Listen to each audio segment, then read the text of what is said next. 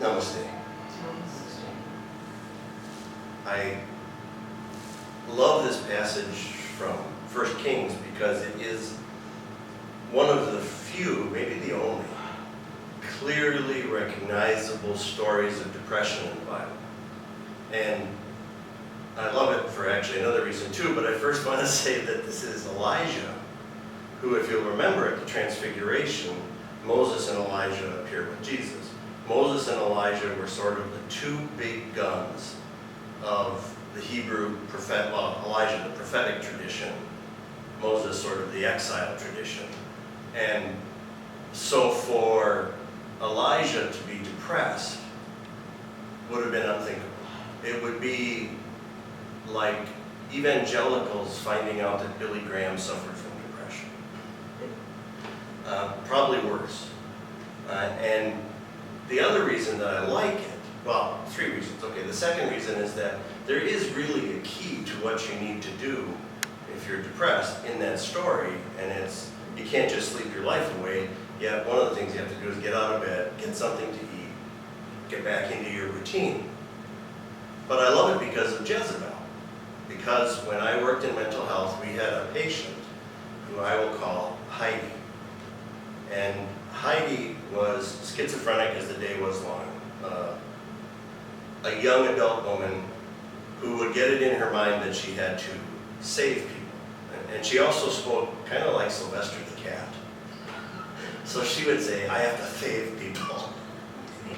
And there was something about saving people that required taking her pants off. So she would come out of her room pantsless and announcing, I have to save, and then somebody on the unit, and we had we used to have some adolescents, child and adolescents sometimes, and there was one poor young man who must have been like, I don't know, 9, 10, 11 in there, and she would frequently decide she had to save him, which I can't imagine how horrific that was. And on top of it, she kind of ran like a penguin. Her legs would swing way out, and she'd be like going like a penguin walks as she ran down the hallway pantsless to save people. But because she was religiously preoccupied, when the therapist went into her room, it was a woman who had this head of really, really thick hair. And she piled it on top of her head. And she wore a lot of jewelry and a lot of makeup. And so she went into this woman's room to start offering her therapy, and we heard Heidi say at the top of her young lungs, out of my room, Jezebel!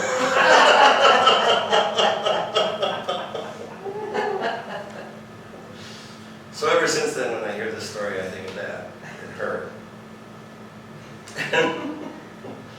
And she came out rather indignant, this woman, and said, do you know she called me Jezebel? And I was kind of like, well, yeah, the shoe fits. So the second reading is Lodro Rinsler, who wrote this article shortly after Robin Williams' suicide. And he's one of those annoying skinny men who can wear a bow tie and look good in it. But despite that, I like him. Usually when I see a man wearing a bow tie and looking good in it, it just reminds me of how I can't. Because a bow tie, if you got one of these, a bow tie just says, look at that belly. So, and it's interesting what he says, because not just in Buddhism, but in all religious traditions, there's this idea that somehow depression is a sign of weakness, it's a sign of a lack of serious spiritual practice, it's something you can just pray or meditate your way out of. And the really curious thing for me has always been, why don't they think that about diabetes? Why don't they think that about a broken leg? Nobody says, oh, you broke your leg? Yeah, I see the bone sticking out there. You know, don't go to the emergency room. Go home and start a novena. No, you go to the emergency room. And I had an experience when I was 31, and I started having panic attacks with no identifiable trigger. Now, I was 31 in 1991, and the medication profile for any mental health issue was still pretty narrow. I mean, there were some things with really potentially serious side effects, like elevation of blood pressure and heart rate for some people, and I was one of them. And the anti-anxiety profile was, we were still sort of in the Valium days, but they had decided, since they had addicted almost everybody to Valium in the 60s, maybe it was not a good idea to prescribe that. And the solution was Prozac. But you couldn't take too much Prozac, because if you took a 20 milligram tablet of Prozac, it could actually ramp up your anxiety.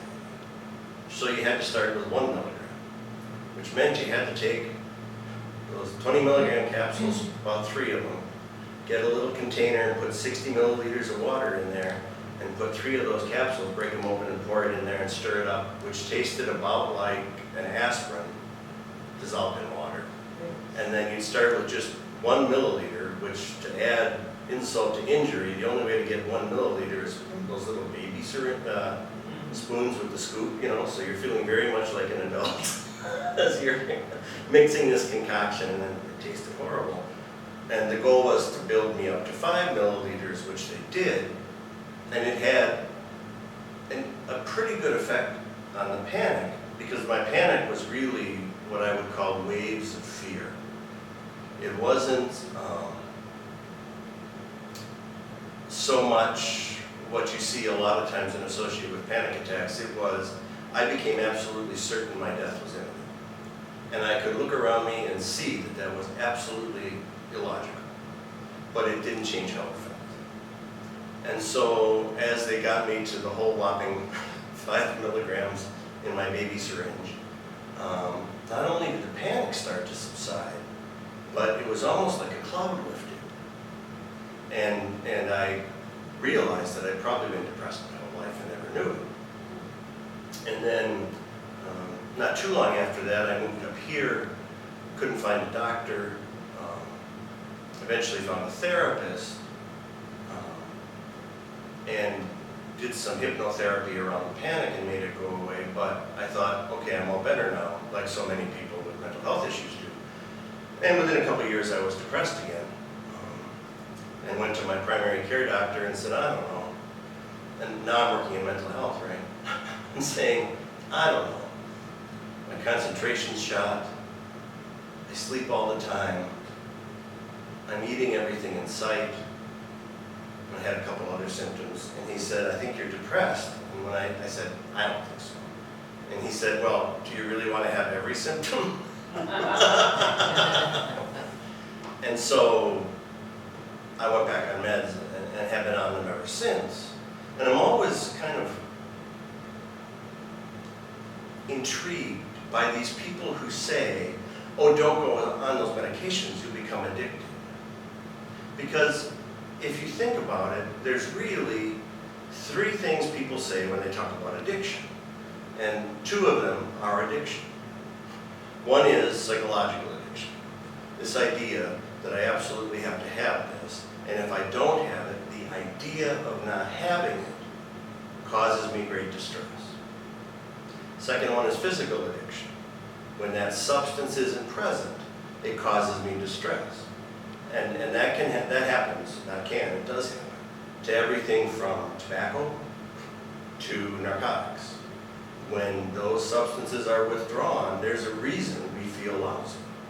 And it's because our body is trying to adjust to existing without those substances.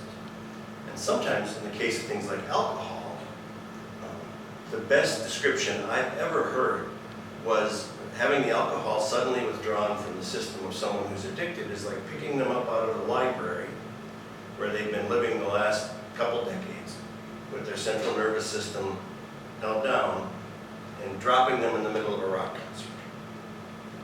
And there's no wonder, that there's, not only are there direct physical ramifications, like the potential for seizure and things like that, but there's also this sensory overload of, I'm not living life through a filter anymore.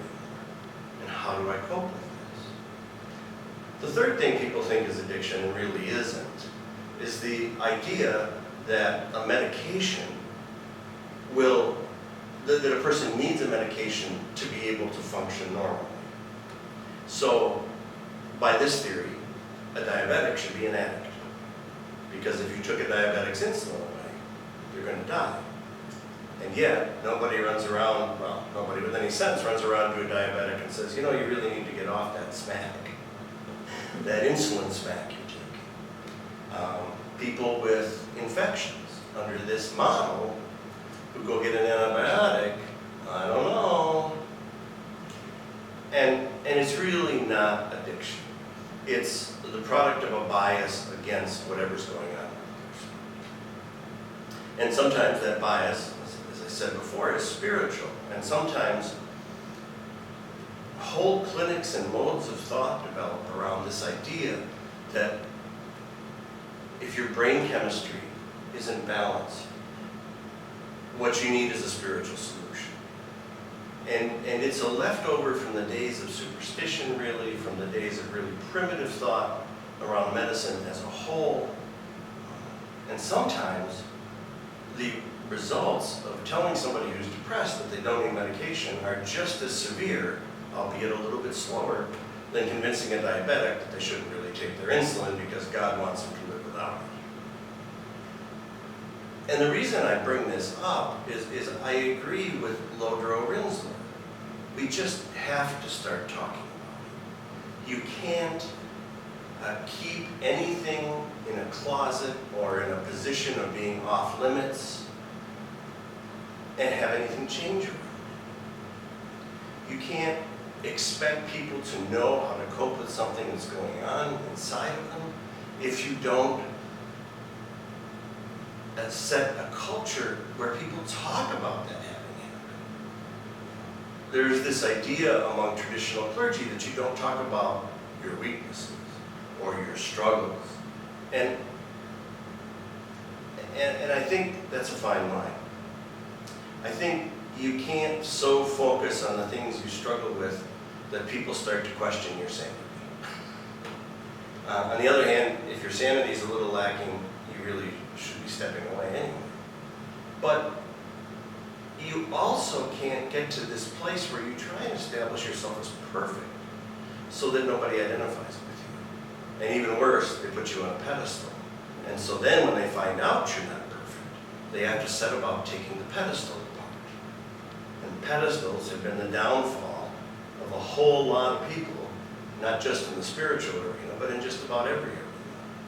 You know, when we find out a CEO maybe has an addiction, and now we don't want to, or we do want to rather, take away the validity of everything they've done in their whole life because of this problem.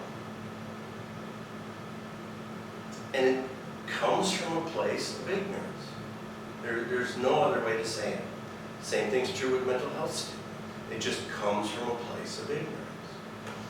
And so the only way to overcome the ignorance is for people to say, yes, me too.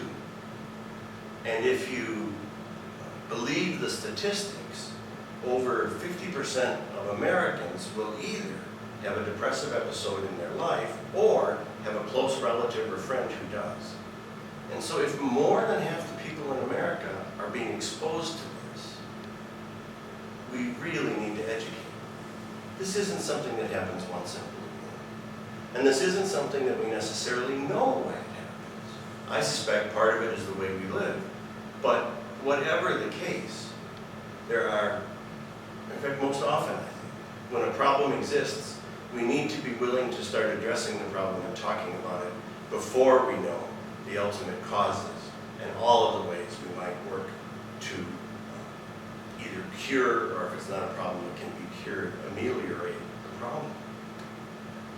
Amen.